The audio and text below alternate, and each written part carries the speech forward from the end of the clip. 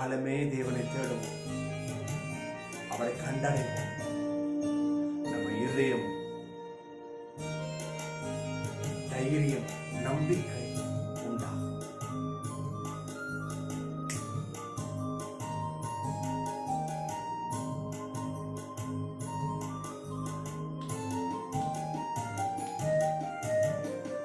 காலமே தேவனை தேடு, ஜீவ காருண்ய பாதம் பணிந்து மன்றாடு. காலமே தேவனை தேடு, சீலமுடன் பாதம் பாடி கொண்டாடு. சீரான நித்திய ஜீவனை நாடு. காலமே தேவனை தேடு.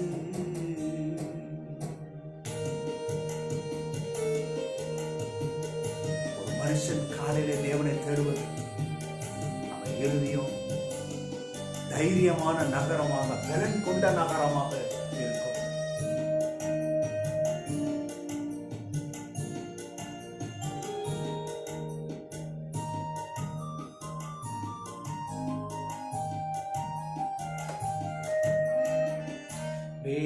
வேலையுமக்கு கை கூட, சத்திய தேவ கிருபை வார்த்தை மன்றாட.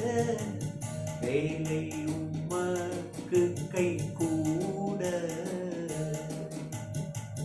காலை தேடுவோர் என்னை கண்டடைவாரே.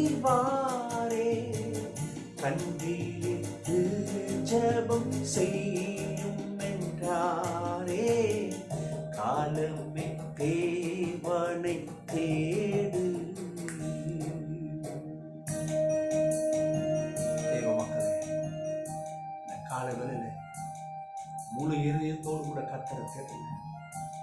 நீங்க செய்யற வேலை கை கூடி வரணும்னா, ஜெயம் எடுக்கணும்னா, நன்மையை பார்க்கணும்னா, கர்த்தருடைய இரக்கத்தையும் தயவையும் பார்க்கணும்னா, இந்த காலையில தேடுகிறது அவ்வளோ ஒரு பெரிய உன்னத அனுபவம். ஜெயம் உண்டாக, இருதயம் ஸ்திரப்படுது, தைரியம் உண்டாகுது, மனக்கண்கள் திறக்குது, ஞானம் உண்டாகுது. இன்னைக்கு தேவ சமூகத்துல ஒவ்வொருவரும் அப்படியாக அர்ப்பணிங்க.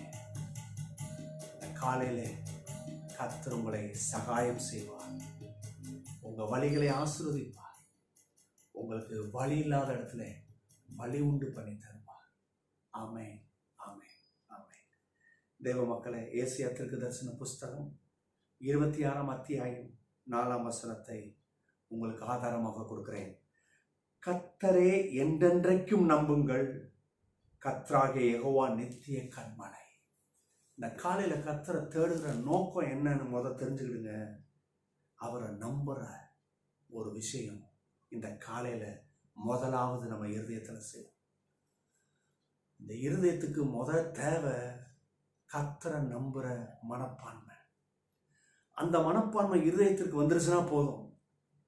எப்படி ஒரு நகரம் பாதுகாப்பாக அதை சுற்றிலும் கோட்டை சுவர்கள், பலவிதமான காவலாளிகள் இருந்து பாதுகாக்கிறார்களோ, அதே போல நம்மை பாதுகாக்கிற ஒரு பெரிய கோட்டையாக மாறுகிறது தேவனை காலையிலே முதலாவது தேடுவது.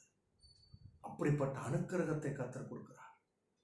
அது மாத்திரமல்ல, இருதயம் குழம்பாது, தடுமாறாது, சோர்ந்து போகாது, சந்தேகப்படாது, பலனுள்ள நகரமாக இருக்கும்.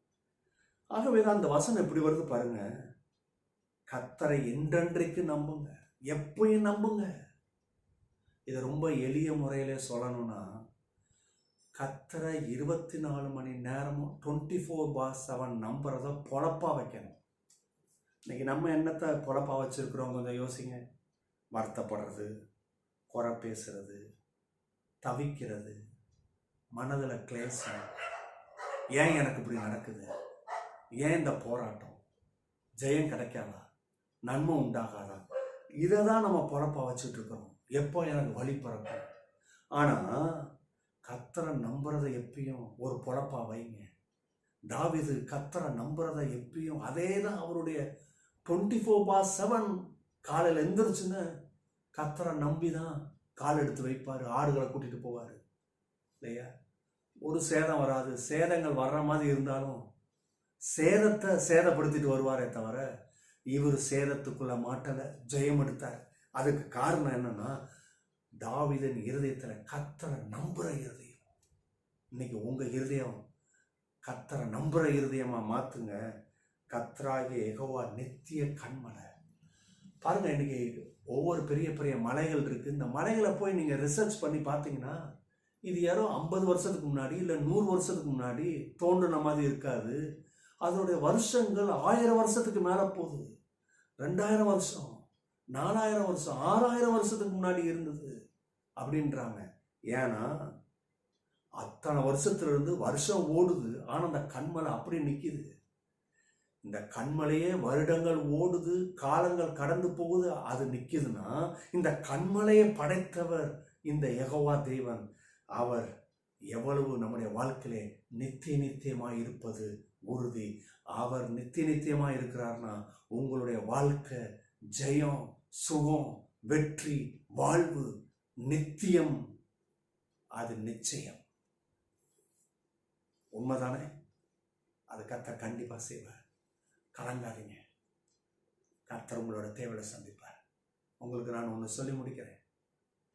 காலையில கர்த்தரை தேடுங்க. அநேகர் உங்க வாழ்க்கையில பல விதமான குழப்பம் இருக்கு, எனக்கு தெரியுது. அதுக்கு பதில் என்னன்னு கேட்டீங்கன்னா காலையில தேவனை தேடுங்க. உங்க வாழ்க்கை மாறும், சூழ்நிலை மாறும். கர்த்தர் உங்களை சந்திப்பார், கர்த்தர் உங்க இடத்துல பேசுவார். God bless you.